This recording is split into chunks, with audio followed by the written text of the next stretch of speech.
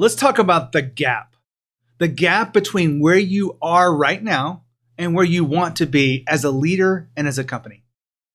All of those things that you want to do and create in your life are out there in the future. Maybe you can see them. Maybe you can visualize them. I love to be able to talk about my goals, and I love to talk about my clients' goals. And it really is exciting to clearly see where we're going. But you have to identify that there is a gap between where you are right now and where you are going.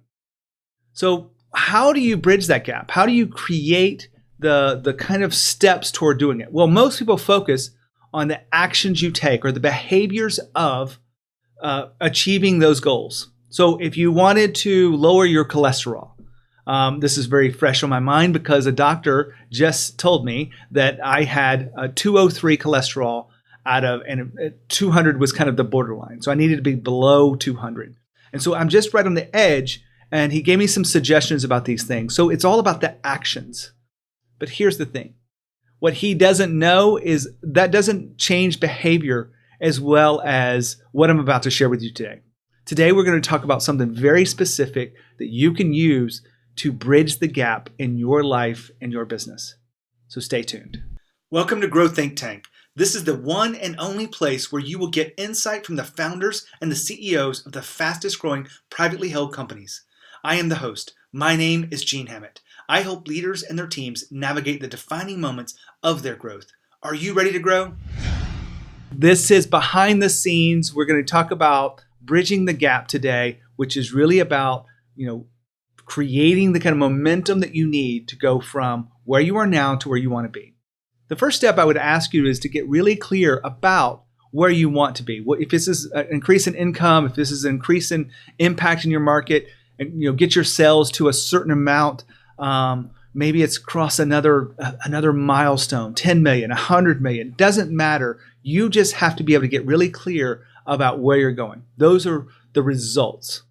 Well, most people focus on the actions, as we've already talked about, but the actions really aren't the most important piece. The most important piece is to identify your identity. The core identity of who you are plays into it in a much bigger way than the actions you take. Because if you don't shift the identity, the actions will never be truly aligned to the next level. And so that's what you have to do first. All right, so one of the things you want to do is think about the identity of the person who has what you want.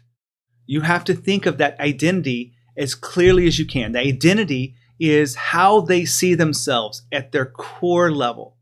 I'm going to give you an example here of something I shifted in my life that will help you put some context to it. It's not a business thing, and maybe you've heard me talk about this before, maybe you haven't. But in my speeches, I talk about dancing.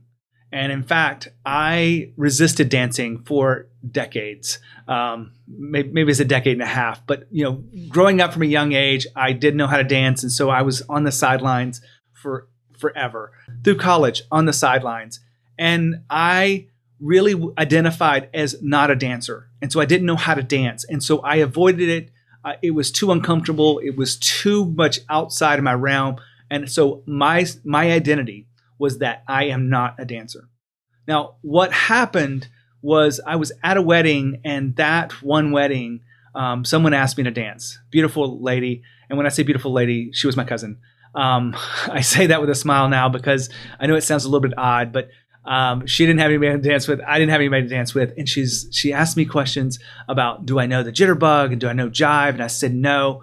And she goes, what do you know how to do? And I was a 26-year-old, kind of a grown man. And all I knew how to do was the sway, that thing where you go back and forth and you just, it's very uncomfortable because it's just, there's nothing to it. That's all I knew how to do.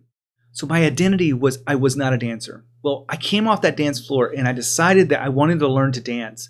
And that my identity would be, I would be a dancer. I made a really clear thought about what would it take for someone to be a dancer and to learn how to dance. Well, they have to identify as a dancer. Now that is a really big shift for me.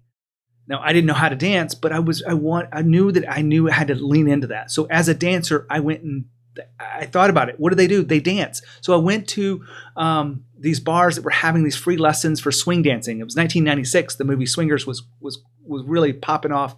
And I shifted my own identity and I learned how to do things. And I became a dancer. It took me about 3 or 4 months and I became a really good dancer. I started getting paid dancing. It took me a while to get to that point, but me and my partner were very, very good with this acrobatic kind of lifting and twisting and flips and all that stuff. It was really amazing. I share all this with you because I share with you personally my journey from not being a dancer to being a dancer. And the gap that I did in between was the first step was I decided to be a dancer. I decided to change my identity. Now, if you have a goal that you're going after, what is the identity of that person that has that goal already? When you get clearly understand what that is, you're able to make the shift. New actions will start to present themselves. You will approach those new actions with a more of commitment and more focus because of your identity shift. That's what I want you to really think about today. A lot of people are looking to really create something new in their lives. Well, it's internal first, not external. The internal is your identity. External is kind of the steps you take or the behaviors, the actions. So I wanted to share this with you today because if you want something different than what you have right now, then all you have to do is identify where you want to go and the identity of the person that actually has what you already want, and then become that person. Embody it completely.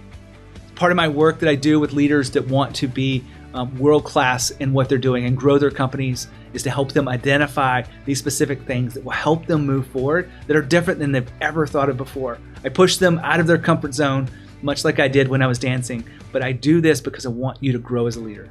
So I share this with you today. Thanks for being a part of Growth Think Tank. Thanks for listening in. I love what I'm doing. Hopefully you're loving it too. As always, lead with courage. We'll see you next time.